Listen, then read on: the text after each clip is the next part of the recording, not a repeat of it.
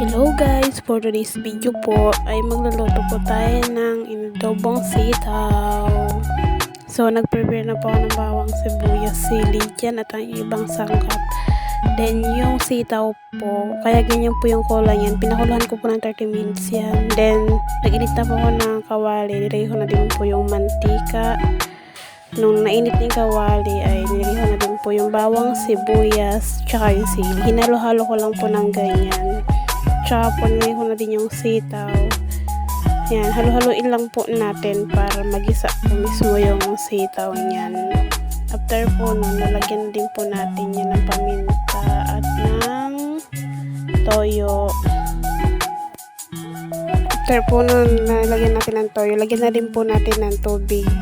Mga kalahating kalahating baso. Halo-haloin lang po natin ng ganyan. Then after po nun, nalagyan na din po siya natin ng suka. Di ko na po naipakita na nalagyan ng suka. Then yan, tapos na po siya. Thank you po sa panonood. Kain po tayo guys.